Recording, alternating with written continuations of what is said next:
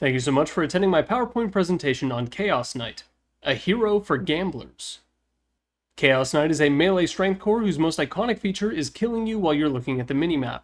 His ultimate, Phantasm, gives him access to some of the highest single target physical damage in the entire game, but don't be confused, that's far from the only thing he brings to the table. His Q, Chaos Bolt, allows him to deal a random amount of stun and a random amount of damage to a single target, which further allows him to wail on them with his illusions.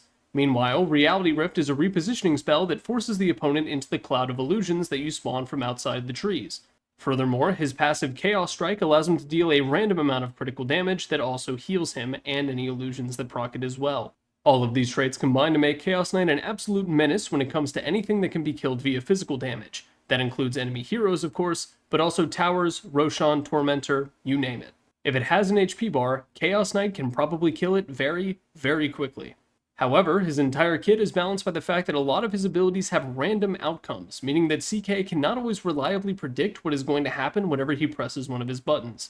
If you're going to be playing Chaos Knight, you have to accept the fact that sometimes you're just going to roll low. However, if you're playing against him, you have to accept the fact that sometimes he's just going to roll high. While many Dota 2 heroes have RNG incorporated into their kit, and every single interaction has some RNG incorporated into it thanks to things like damage variance, Chaos Knight takes that idea and pushes it to an absolute extreme. Every single place that RNG could be, Chaos Knight has it, and it's probably the widest spectrum that it can possibly be. For example, Terrorblade's damage variance is just 6 damage between 48 and 54 at level 1. Chaos Knight's is 30. This means that even last hitting in the lane has an element of RNG to it, and if you're the kind of player who needs to absolutely know every single thing that's going to happen whenever they do any single thing, CK is going to drive you insane. As for his abilities, Chaos Bolt will do a random amount of stun that is correlated with a random amount of damage. The lower the stun, the higher the damage, and vice versa. This means that pretty much any result you get off Chaos Bolt is good, but sometimes a 3.2 second stun is worth a hell of a lot more than half a Laguna Blade, and by which I mean literally all the time. Reality Rift will reposition both you and an enemy hero somewhere along the line between the two of them when you cast that spell, but where you actually end up is really just up to God and no one else to decide. Trying to predict the outcome of pretty much anything that Chaos Knight does is pretty difficult unless it involves solo killing someone, in which case you can probably be sure that he's going to get that kill. Now with most heroes, I rarely dedicate a single slide to all of their facets, but Chaos Knight is special for a few reasons.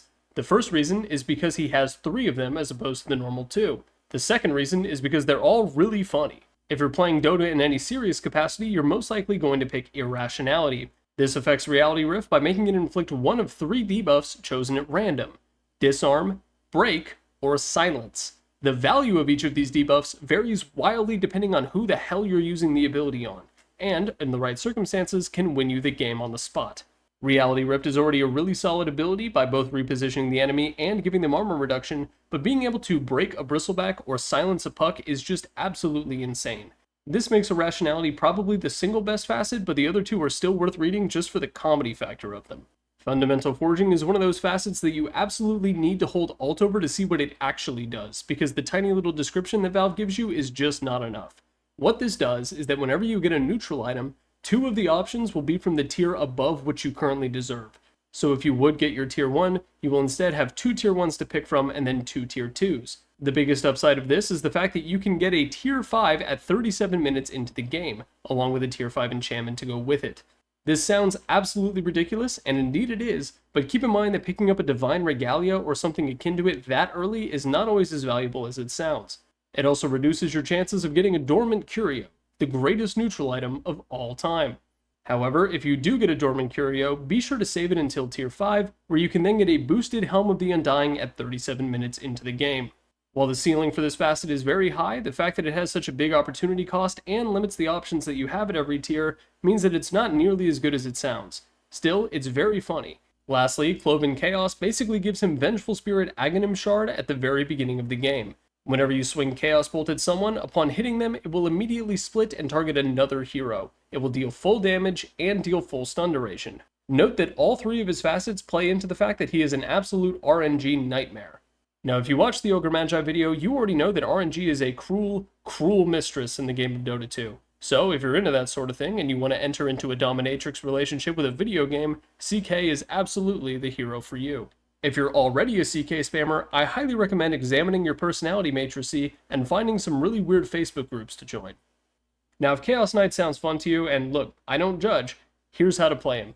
First up, the lane for this hero is absolutely insane. At level 2, you will have not one, but 2 amazing kill spells, which means that you should pair up with a position 5 who is content with running at the enemy laners until they either see God or a double kill. I've put some of the most obvious choices up in the top right, but really anyone with a long-term slow or a stun is an excellent choice. Shout out to Dazzle because his armor reduction from Poison Touch also stacks with your W. If the lane doesn't go so well, note that you can use your crit to farm jungle reliably very early on. The lifesteal will sustain you while you mercilessly smack medium camps for the next 8 minutes. Once you enter the mid game, Chaos Knight plays a little bit like Juggernaut in the sense that you want to be constantly farming, but if your ultimate is off cooldown, you can TP to a fight and use it to obliterate someone. It is very easy to get a kill as Chaos Knight if they don't know you're there. Pop Phantasm slightly out of vision, and then use your W to bring all of them up to an unsuspecting support. If Phantasm is ever off cooldown and you don't really have anything to do, don't be afraid to just use it like a Manta style. Pop it and use them to push a wave, hit a tier 1 tower, help with Roshan, whatever. The cooldown is long, but it's not so long that you can't just use it for utility. Armlet of Mordigian is a very obvious pickup on the hero. Your crit allows you to sustain the health drain effect, and the illusions benefit quite a bit from the extra strength the item gives you. After that, I'm usually a really big fan of Blink Dagger. With this item, you can pop Phantasm in the trees, blink onto an unsuspecting hero, and then obliterate them before they even realize what's happening by bringing them to all of your illusions using Reality Rift. In the off chance that they aren't staring at their minimap when you blink onto them, Orchid Malevolence is a very good pickup. This allows you to silence them, preventing them from using their spells to escape, and he benefits quite a bit from the mana regen. After that, it's just a matter of going the items that you think are best. Manta Style and Assault Cuirass are obvious pickups. Some games require a BKB. He's flexible enough that you can pick up pretty much any item that gives you strength, armor, attack speed, or any combination of those, and it'll look alright on the hero. The biggest thing for CK is just identifying who the best target is to blink in and obliterate at the start of the fight. Enemy supports with really high impact spells like Lich, Oracle, or Witch Doctor are obvious choices, so don't be afraid to blink into the enemy backline and send them to their maker. Chaos Knight often creates situations where it feels like there's nothing you could have done to prevent your death. I wrote a little bit about that phenomenon here. Read it if you like. Now, if you're tired of losing to Chaos Knight, there are a couple of things you can do to help. The first is to stack armor. Chaos Knight does a little bit of magical damage with Chaos Bolt, but outside of that, he's entirely physical. So, if you can stack up armor items, either incidentally or dedicated, you can go a long way towards mitigating the damage that he deals. For supports, items like Mechanism or Guardian Greaves are great, as is just casual chainmail, and for cores, items like Assault Cuirass or Vlad's are really good pickups. Anything that gives you or your team armor will go a long way towards mitigating Chaos Knight's insane physical burst potential. The second thing you can do is sort of treat him like the assassin carry that he secretly is. Go ahead and stick with the team. Chaos Knight is really good at solo pickoffs, and even in teamfight situations, he can pick one person and just completely ruin their day. If you're with the team, and your team has something to prevent CK from doing that, he will have to think twice before blinking in and obliterating you with Reality Rift. If you treat him more like a Nyx Assassin or a Legion Commander type of carry, it'll go a long way towards preventing him from starting the snowball. Lastly, Chaos Knight's illusions deal 100% of his normal damage, which is insane. However, as a trade-off, they take 350% damage, which is more than most other illusions. This means that anything that deals AoE damage is really strong against them. And, coincidentally, a lot of illusion heroes, which are already good against his single target damage, are great for dealing with them. Phantom Lancer and Naga Siren are great, but my personal favorite is Sven. Not only does his Warcry provide a ton of armor and mitigate his one-shot potential, but Great Cleave also means that with just a single Echo Saber proc, he can get rid of CK's entire ulti. While he is strong, CK's unique play pattern leaves him vulnerable to a wide variety of heroes. Pick anything on the right and it should probably work out. If you're a support player, just, I don't know, don't die, dude.